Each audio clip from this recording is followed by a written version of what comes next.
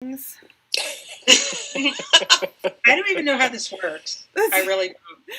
I'm going to let you know. Someone doing as much tech stuff as I do. So it says you're live. Yeah, I got the Zoom, but I don't have the YouTube. I can't. Yeah, that's a level above. I'm just like, So it says we're live, guys, but I'm waiting for the feed to show up. So hello. It says we are. Oh yeah. I can't see it yet, so I'm not sure about how to get in the comments if there are, but we can go ahead and start if we are live. It says we're live. I'm just going to keep refreshing, and then if I realize it's not working, then I will let you know and we'll start over. Okay. Okay. Let's get started then. I think we're live. Hello, everyone. Hello, and welcome to the TALKBACK portion of our evening with the creative team of The Life and Death of by June Carroll in honor of Toyin Salau. So in this moment, I just want to give a shout out that there are many things to honor. This night is a fundraiser for Black Lives Matter and Black Trans Emergency Protesters Fund. So on behalf of the Vagrancy Theater, thank you all so much for watching. Thank you for your support. Thank you for this whole event tonight.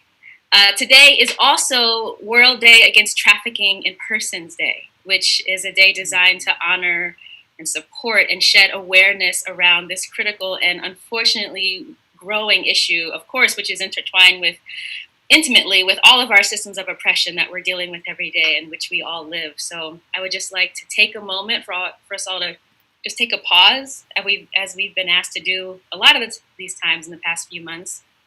Pause with a few breaths as we hold space for this day and for all of the things that we're honoring in this moment.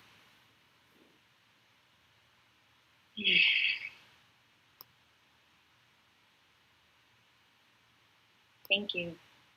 Thank you all again for tuning in wherever you may be.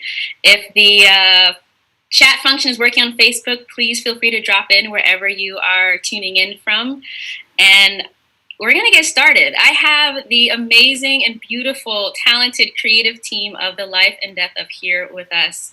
And it is absolutely a joy to see everyone's face, I have to say, when I got on today. It's some old faces, new friends here as well, but across the board, I am just blown away and honored to meet you all for the first time in this piece and blown away by all the talent that you all have all brought to this piece.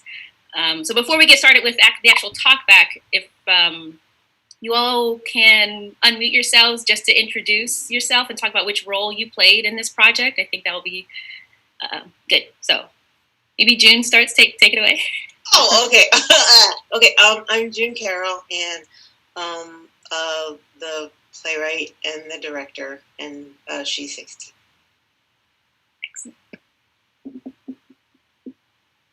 All right. I guess it's LeBret. Hi, y'all. I'm Sully Rivera, and I played She One. Excellent. LeBret? Hi, I'm LeBret Baker. I wrote the epilogue. Excellent. Inger? Hi, I'm Inger Tudor, and I played She 15. Kathy? I'm Kathy Diane Tomlin, and I played She 6. Excellent. I believe we have MJ or Miss Barbecue on the line. Yes, MJ Brown / Miss Barbecue. Pronouns they, she, and I played she 2. Excellent. And I also see Casey Hamilton's phone. Is Casey joining us? For an intro? Or she's still driving, I think. Oh, hey, keep it safe. Right. And what? Oh, there she is. Yay. Yay. Hi. Our producer is on here too. Yeah.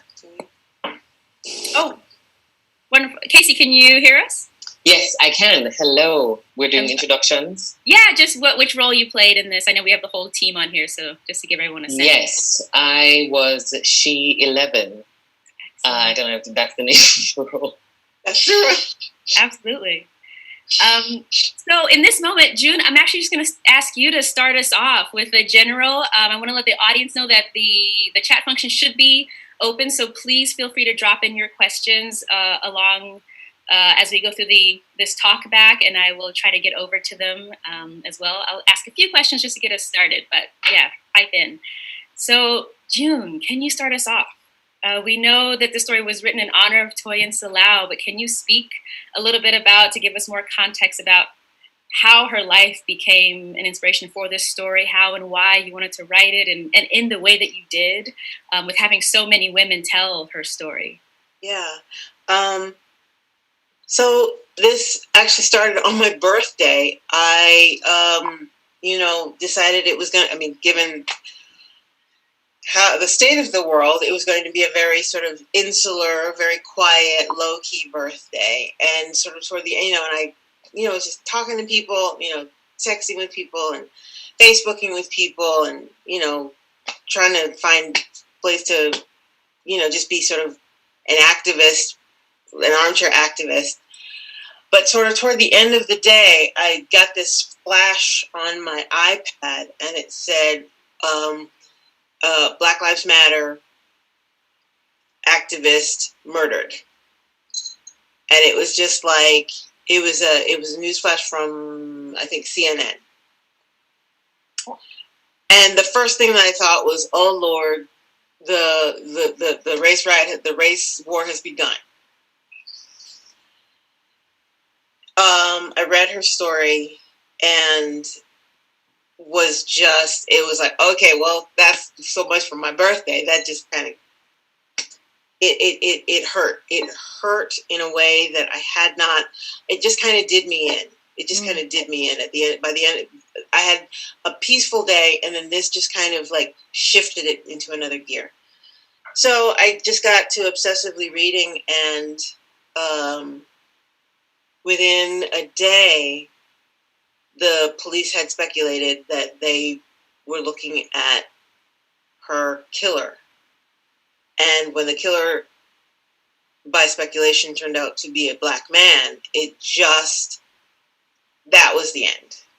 Because this child was on the front lines. Mm-hmm. She was fighting for everyone. She was fighting specifically for Tony McDade, who had been murdered by police. And she had found her voice in this. She was 19. She found her voice.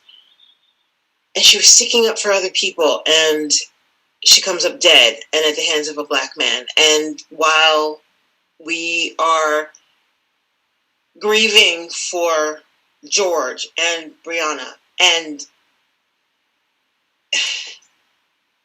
countless others, we as women across the spectrum are being murdered by our own. There's a tape of a young woman, trans woman, being mobbed by a group of guys, black guys. And I just thought, okay, at a certain point,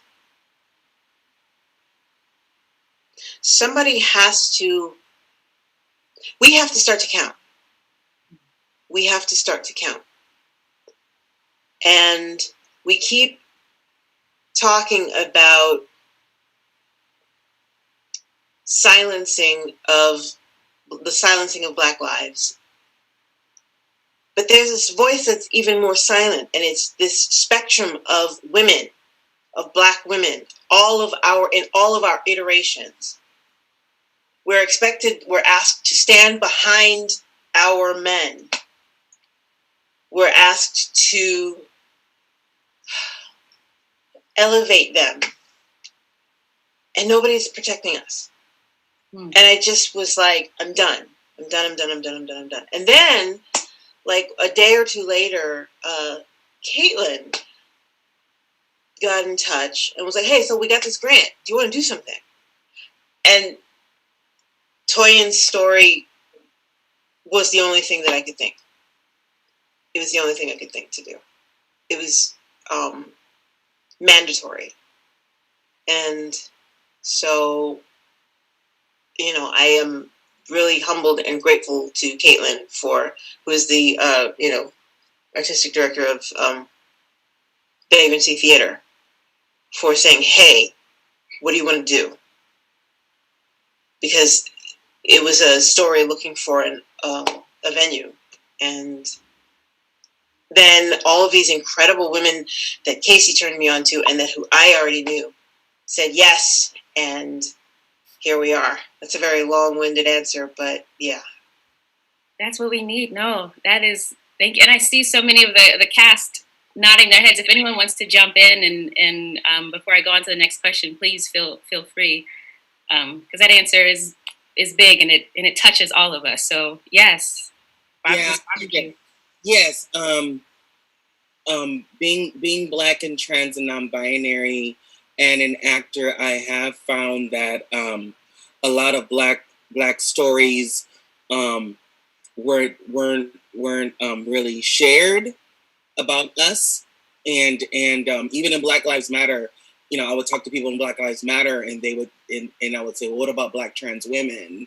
And they would kind of look at me like, what do you mean? And I'm like, well, we're Black too, don't forget. I'm Black every day. Every day. And it became this like side conversation that that a lot of Black people who still don't understand transness, non-binariness, don't want to, it was very, very nice to put Black Lives Matter in a box and nothing else can go in there. It was just Black men and that was it. So when I was approached with this project, and June pushed, she can push, honey. She pushed, and she made me dig deep in there, and made me go right. Y'all know, she made me dig deep in there, and it really hit to me on the kind of representation, especially with Vagrancy Theater, other theaters like it, that it's not enough to just tell a Black story. You have to be well-rounded, and it made me look at the stories I'm telling to include cisgender people in it, because they are a part of my history. They're a part of my story too. A lot of times it becomes narrow-minded on, I need to get my story out and forget everyone else. And if other people are including us, then I need to include them. That's what makes me a richer writer, a richer performer. Absolutely. Thank you so much for that. And let's just keep going in that vein. For everyone, what was the experience of, you said, Miss Barbecue, that June can push and she asks you to dig deep, right? So let's go there. How was this experience for the rest of the cast of having to embody this life, this moment that we all are connected to in some way? And so, yeah, what was that journey like? What was, how have you all been affected or changed or anything in the world of that, or any lines that you read and you were like, yes, I want to say this. I need to say this. Please share those with us if anyone has that.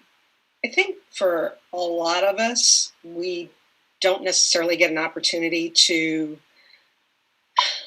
portray characters that are us, or people we know, or people that we've seen, or people that we've wondered about, what about that person on the street that you pass by every day, what is their life about? And I think that's a lot of what I talked to June about with my character is, what about that person that you pass by every day? And, what is it that they need? What is it that they're looking for? I think just in general, because our stories, our current stories aren't told, this felt like an opportunity for me to say something that I wouldn't normally get to say in another piece. Something that's, we get opportunities to work on new pieces all the time, but maybe it's a project that's been worked on for a year. And so it's not related to what's going on in the moment right now, so I think that's what was special about this. So I love that. And I have to agree that what's happening now with Vagrancy and other theaters that are creating platforms for us to speak to this moment. It's been profound, and it's profound to see the stories reflected immediately back. And I was like, yes, this is what theater. This is the kind of theater I want to be involved in more often and see more often. That's so immediate to this moment, and so immediate with helping us to negotiate this moment. Yeah. Barbecue. I realize it doesn't matter what platform. We're used to being on stage, audience, and all that kind of stuff, and to be able to have the rehearsal and to dig deep with just me and June, or I've done some other pieces now too with other actors. That same connection isn't lost. Mm-hmm. You know, just because we're not in the same physical space doesn't mean we can't allude and portray and cry and be angry, and all those things can't come across over the screen. You know, we have this little box that we still have that is our stage, that we're still able to give all that to it. And sometimes this shoots out more than being on this big old stage, because we only have this to give it to. You know, and hopefully people have taken that in and really are moved by what we as actors and the writer and everyone else is trying to give too. And for me, I saw it today, and this was the first time. I think all of us have seen it. And the thing that was, to me, the most affecting was just seeing so many different types of women telling this one story, and just being able to sort of translate how this affects, like I think you said, every iteration of what we are. And it was really affecting just to see not just the hues and the shades, but just the different types, but to tell the same story, and to know that as women, not only do we can we come together like this, but that we suffer the same hurts and the same, you know, trials and disappointments, maybe in different ways, but that is also something that tends to bond us as well. Yeah.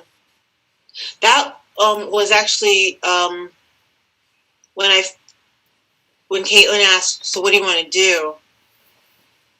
She then was like, you know, it's got to be a bunch of, there are two ways to go.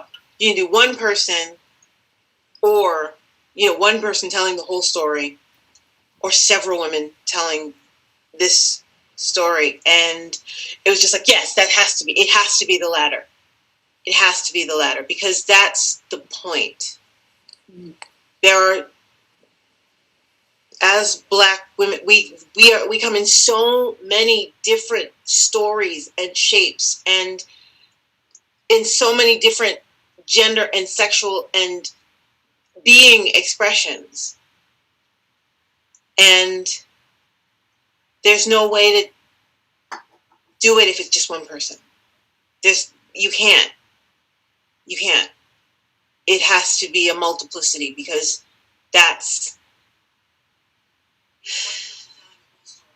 we are a multiplicity. We're not a monolith. Yes. We're not a monolith. Thank you for that. The multiplicity and how we can do things together. We have to, or we will not survive this.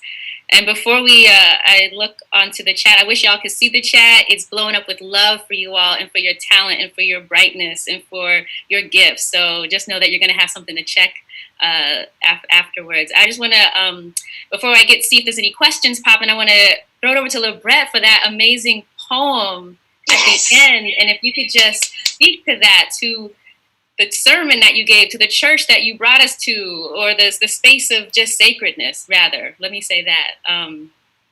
So back to life. Okay. Hey, y'all. First, I just want to say thank you to Caitlin and June for the invitation to participate. I'm very grateful. And I was just moved not only by the grief and joy or the strength that Toyin, you know, shared with us, even though I didn't know Toyin directly, but June's piece, you know, talking about the earth and what Toyin saw and looking at Toyin's Twitter, not for too long because it was grief triggering, but to go back and read June's script, read it, highlight pieces that stand out, words, and then read it again. And so my direction to write comes from June's script. All I tried to do was just make a connection and use some of Toyin's words from their Twitter. And right after having a conversation with my dad, he's like, who is this person to you? Are they a stranger or a friend? I was like, first, the answer was like stranger. But I'm like, wait a minute. Like Toyin is also me, Toyin is y'all. And so that gave me the courage to look at the script differently and just try to write something that celebrates and honors this person who is also us. So if it wasn't for June's script, I wouldn't have wrote the epilogue, which I'm very grateful to put my artistry to work. I'm so grateful. So that's it. Thank you. It was beautiful to receive that gift for sure. I want to welcome Crystal Lee Brown into the room. I don't think Ashley Romans I see is here. If there's anyone else I'm missing, feel free to. Did I miss someone? But if the new folks to the room just want to say who they are and what their role was in the show. Hi, I'm Crystal Lee Brown, and I played She at number 10. Excellent. Thank you so much. Oh, there's Ashley. Hi. Ashley. Hi, I'm Ashley Romans, and I played She 12. Excellent. It's been really nice to hear y'all speak. So I'm going to see if there's any questions in the chat. Just give me a second while I bring... Well, I'm actually also going to just read some of the comments. Beautiful, moving to see the unity in the message simultaneously with the individuality of each of the actors, and the personal investment in each performance was powerful. So there's a beautiful comments on here. And a couple of questions. How did you decide who would do which part? How did you break that up? Yes. Well, Caitlin and I kind of did it together.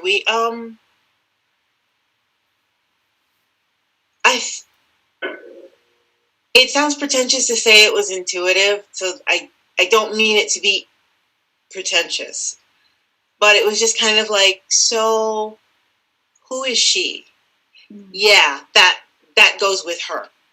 I mean, it was, some of it was guessing, but I think it was, I think we kind of nailed it, honestly.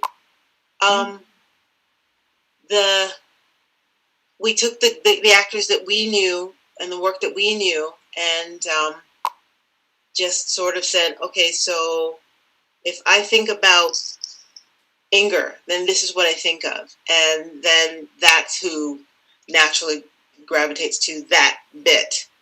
A lot of intuitive thinking. It's not much of an answer, I'm afraid. It's a good answer. That's absolutely what we need, whatever you've given. There was an earlier question. We kind of talked around it, so maybe some of the cast members who haven't spoken yet want to pipe in, but there was another question around what was the reaction when you received the script? So I know a few of you all just joined on, so if you want to pipe in maybe around that question. Hi. So when June, I think you texted me first, June, or called me. And I didn't even know. I said yes. I just said yes. Because anything June does, I just say yes. I was like, yes, I'm right. I'm available. And she's like, okay, I'm going to email you everything. So when I got it and read it, I wasn't, I had to ask her in a meeting, like, who is this about? And when she told me, I was like, yes, because her story kind of got buried a little bit with everything that was going on, right? There was so much going on. It was like, we had George Floyd, we had, Ahmad. We had so much. And then we had Toyin. And we saw it and we read it, and our heart broke for just another soul. But there was no coverage of it.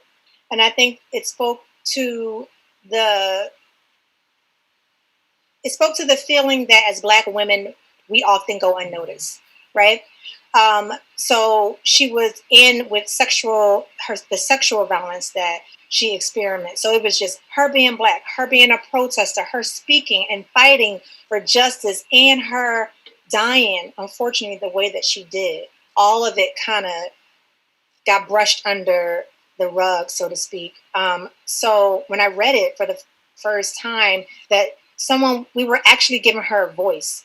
June was giving her a voice. And even in doing research, it still wasn't a lot of things out there about her.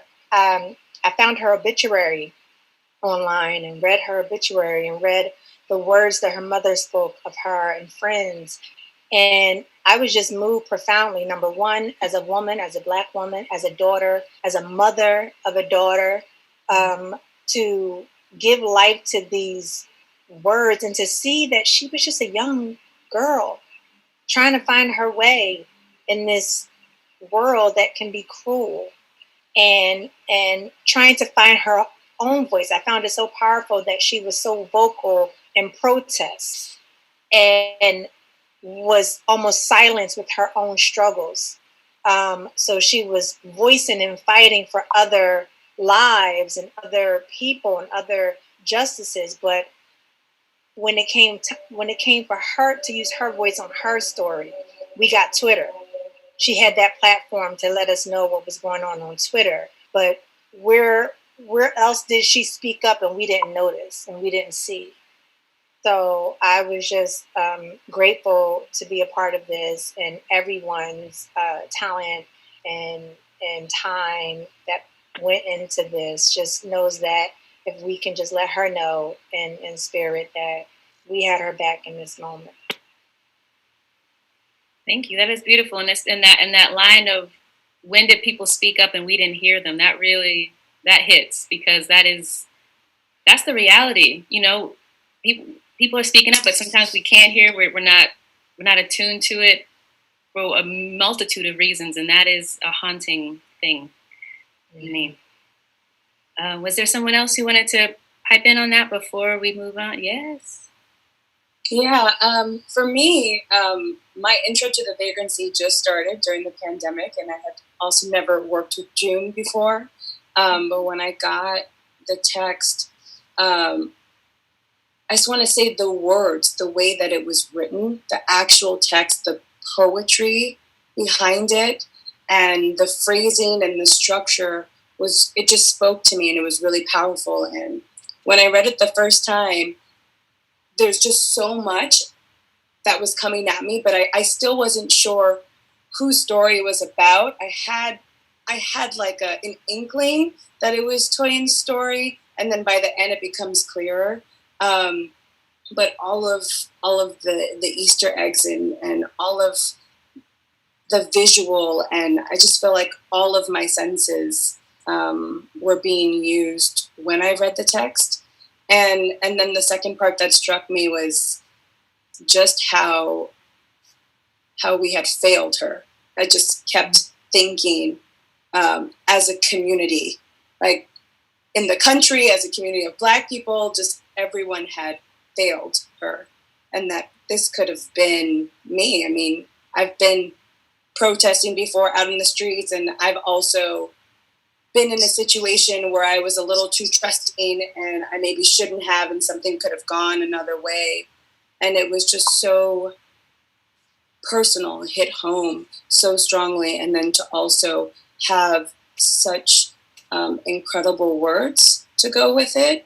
And then doing it in a Zoom setting, not doing it with a live audience, was really special, because I just remember just opening my heart and just saying to Toyin, like, please speak through me. Please be in this space.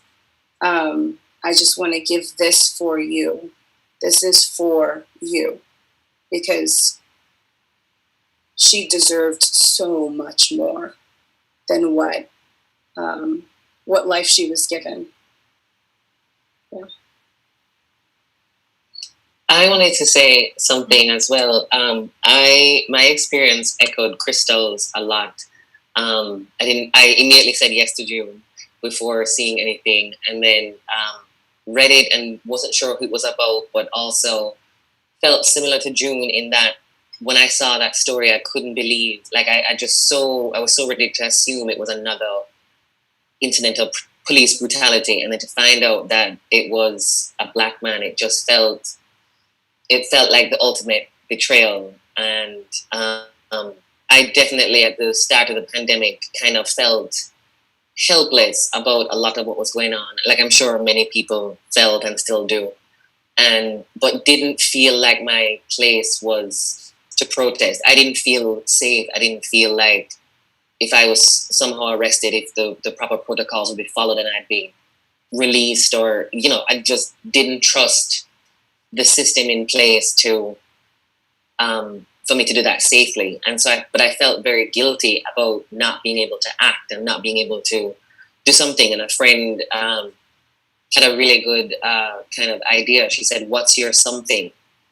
And everybody's something is different. Some people are like Toyin, they're going to be on the front line. Some people, their something is self-care. Their something is taking care of the people in their family.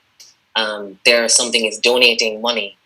And everybody has a something. And for me, my something, I figured out that my something was to make art. And that this felt like an opportunity to be a part of something really important in a way that I could be, that felt safe for me, but also felt like it would be impactful more than a black square on social media or something else. It felt like it was tangible to add my voice. And the fact that there were so many other Black women involved, and I agree, seeing that many faces and shapes and voices and personal styles, it was just such a beautiful rainbow to see, when so often we don't celebrate Black women and we're considered at the bottom of the totem pole, and it just felt really powerful and special to be a part of this group and to put what I can give, my body, my voice, my emotions, to a vital story at a vital time. So that was my experience of the script. It was right straight to my heart. Thank you for that. And the beauty of, I just have to say, in this moment, I'm so grateful to hear, to look and see all of us Black women talking about Black women, lifting Black women up. It is just, we might be on the bottom of we are on the system's totem pole, but in yes, this the moment, systems, not in our own lives. Yeah, right. But what you're saying, like, it's so important to see that, and I just love what you said, and the fact that Toyin has gone on to be one of the ancestors, and we'll continue to lift her up, as she's now doing the work from the other side. It's a thank you for highlighting that. This moment it's a special thing. It's a really special thing to be a part of. We might have one more question from the audience, but I do just want to give a shout out for the directing fact that, June, you were writing and directing and also in. So, snaps to the multi-hyphenate, which is what, talk about expanding senses of self, which is required in this time. We are not just one thing. Nothing is just one thing ever, right? So it's really beautiful to see you occupy all these spaces, and with the directing piece, it was so beautiful. Like I think a couple of seconds or a minute in or whatever, I was like, it was so simple. Obviously, we have to simplify in this format, but the way you simplified it and the use of lighting and the use of sound, it was magic. So I just wanted you, if you have any words around what that experience was of did you hear the sounds, or when you were writing, did you start before you even wrote? Did you know, like, oh yeah, I see a woman with just a spotlight and then the rest Black or dimmed out behind her? Like, what was that process like of conceptualizing what it would look like?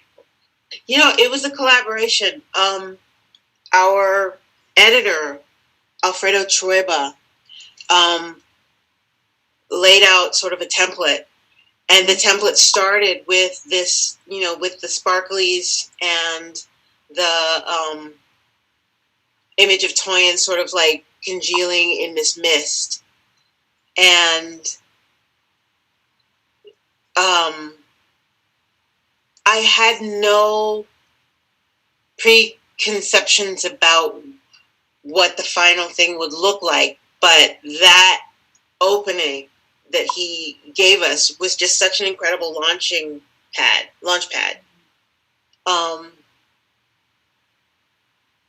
You know, I mean, I had some ideas about how we shift from person to person, but other than that, I mean, you know, it was really just a lot of give and take. It was, you know, and he would sort of add something. So then I would say, oh, well, then I think that we should do this.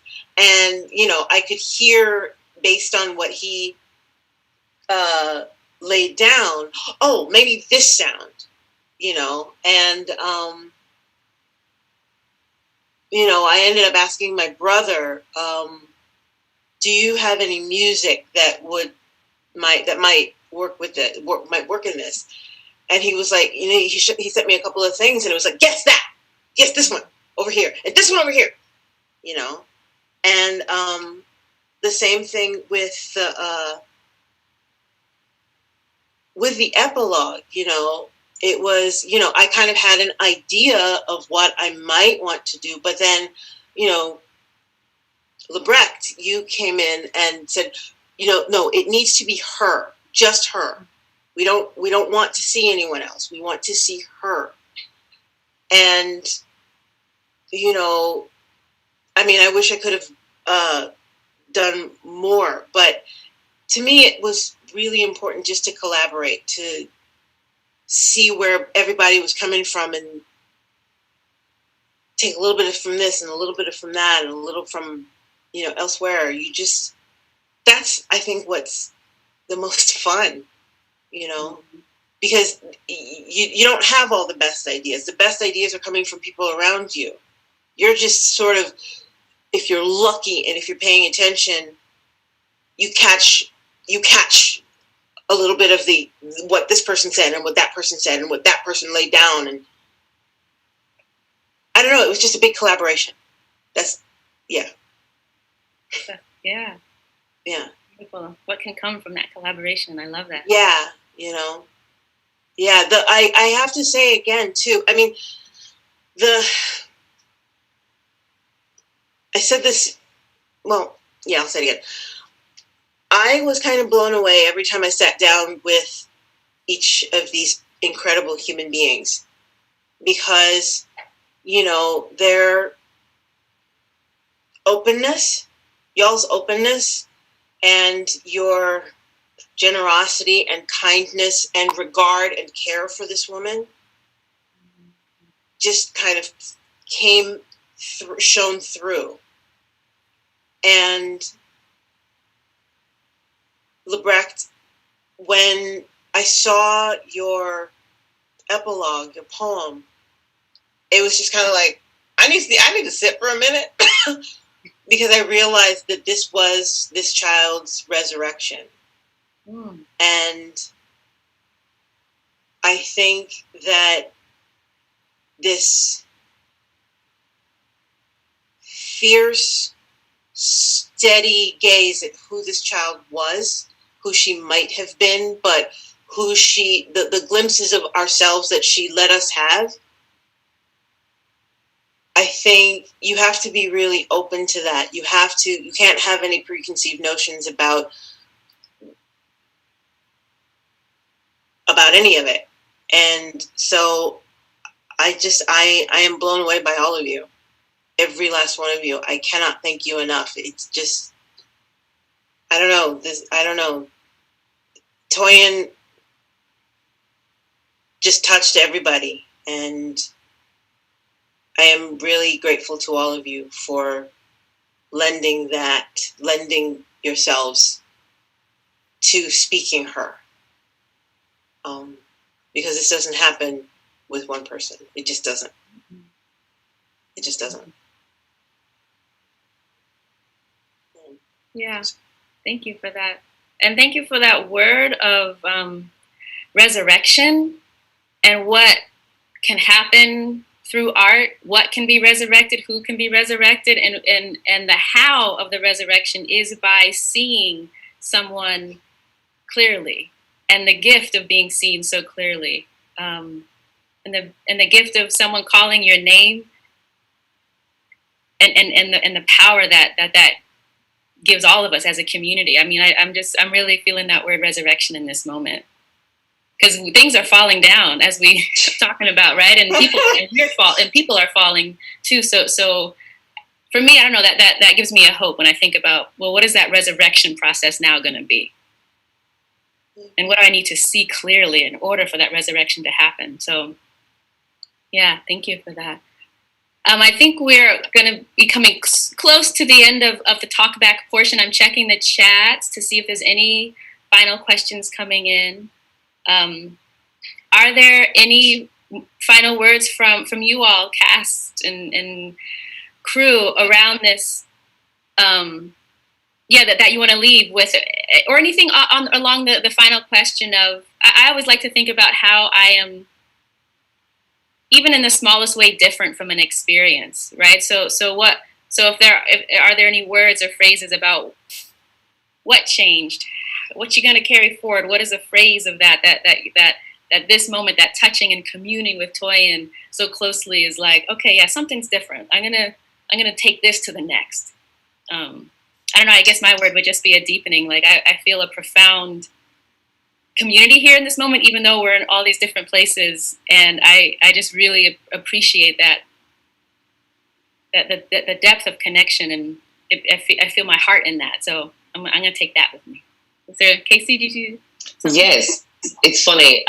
There was actually just an experience of getting my final recording that felt like almost a metaphor for what to take away. Like, June and I actually recorded 3 different times. And it was so funny. We recorded like the day after she sent out the rehearsal schedule and the recording schedule. We recorded the very next day. And I was like, really? You sure that's it? We're done? And she's like, yeah, I think we got it. And then maybe like a week later, she's like, one more time. Let's try one more time.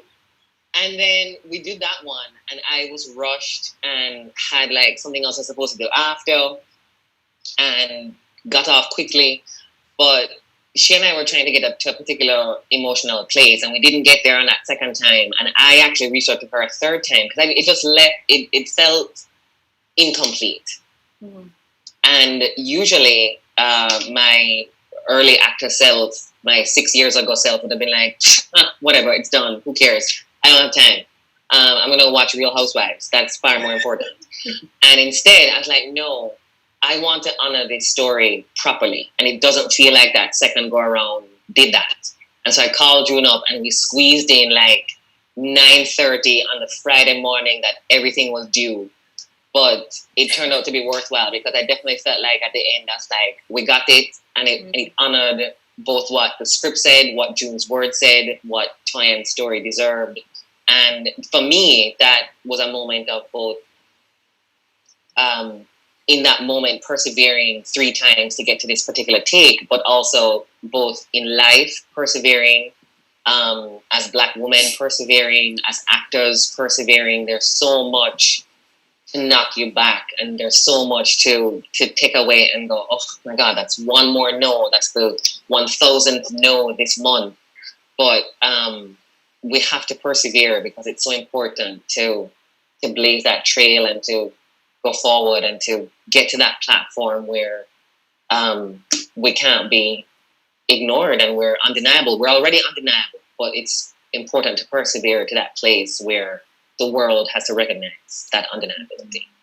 So that was my takeaway. My takeaway was, you just said the word seeing. And just very briefly, I have a dear friend who, she was saying she jogs, and she's Black, and there's this young Black woman she would see, and, you know, they'd say hello and how are you? And there was one day very recently, like I think 2 weeks ago, where she said to her, you know, how you doing, sister? And the woman stopped, and she looked at her, and she said, I'm not okay. And so they just stopped, and they had a moment, and they connected.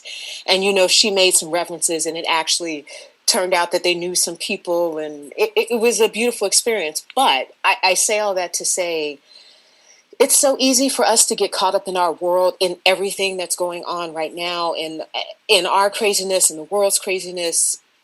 And I think it's so important that we stop and see each other, and like really look, really take in each other, because if we don't do that, then these type of things keep happening to us, to Black women. Yeah. Connecting to what you just shared, Inger, and what Casey said, my takeaway, at least, it's like I'm not somebody who will grieve publicly, even though Patrice Concolor is I shared this with you, one of the founders of Black Lives Matter, talks about when we protest, we are grieving publicly, but I won't be emotional publicly. Even now, I'm like, I'm holding the tears, they're like right here. I'm like, nope. But because this piece has given me the chance to breathe, it's triggered all kind of emotions, which I'm so grateful for. And just to be able to breathe and be at ease and feel what I'm feeling while being in conversation together with all of us and with whoever experiences this piece witnesses, I'm very grateful just for that, just to take a deep breath and take a deeper and deeper and deeper breath. So that's my takeaway. My takeaway is almost twofold. One, I'm inspired to write more like this, to create more work that has our voices in it in the forefront instead of in the background. To really demand spaces in theater companies that bring us to the forefront on committees as directors and producers and creators of this work, not having white voices give us, a little taste, and that's it. It's not enough, not anymore. So I'm part of Sacred Fools, and one of the things I'm doing is making sure that we create those spaces. Another part for me too is to create dialogue, to create spaces that we can talk to our Black men, Black trans and cisgender men, and talk about why this is happening and why you think it's okay to kill us like this.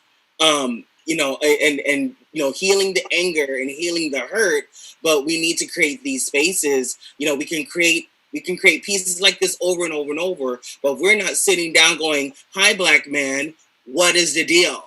How can we help you? How can we heal this and hold accountable on this kind of stuff?" It'll keep happening, that we have to keep mourning people like Toyin over and over and over. There has to come a moment where we have to stop this and really take a look and go, "I'm healing. Are you? Do you want to?" And if you know you don't want to, you're going to get these hands next time you come up on us.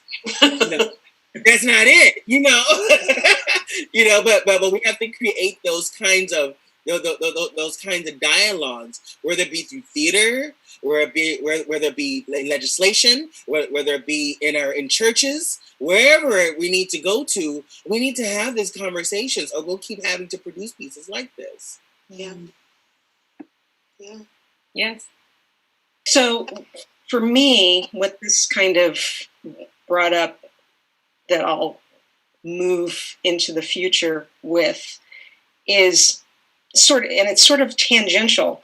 I was inviting people to see the piece, and I received an email from someone who is an acquaintance from an old theater company I belong to, and we had this email exchange that wasn't pleasant about basically what Black lives mean.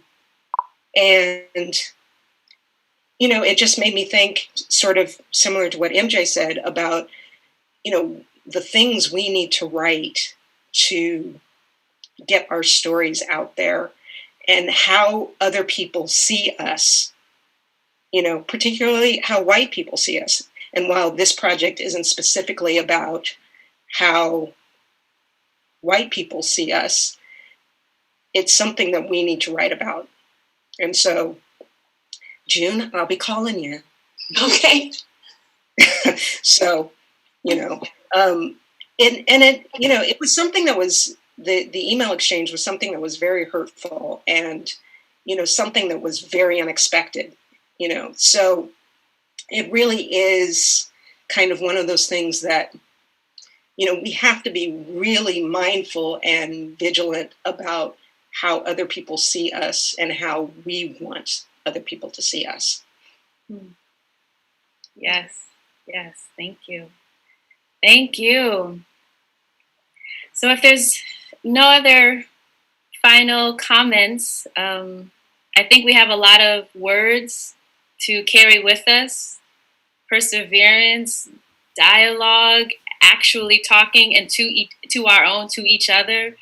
What else was said? Seeing, the power of what it means to really see and ask for real, how are you? I mean, all of these, the resurrection. Yeah, we covered a lot. Oh, was there something else? I just wanted to just throw in the word honorable. That we are all honorable. Our stories need to be honored, whether we honor them ourselves or if other people choose to honor them, we will always be honored. Continue to honor ourselves, continue to honor our stories, continue to honor our ancestors, right? Who have paved the way for us. And to remember, we will one day be our youth's ancestors. So the same trials and tribulations and fights and protests and everything that our ancestor has done for us, we are called to do the same thing for our children, for this generation. So all of us honor our stories, honor our lives, honor each other, so then we can continue to pave the way for young Black girls and boys that come after us. Because we will never come off the throne, right? We will always be in high regard of honor as a people. So we have to continue that legacy. Yes, yes, yes. Ashe to all of that. Honoring those who came before, paving the way for who's yet to come. Thank you. Thank you all. Thank you, Vagrancy. Thank you, everyone who lent their talents and their time and their spirits to this project. It's a fundraiser for Black Lives Matter and also for Black trans emergency protesters.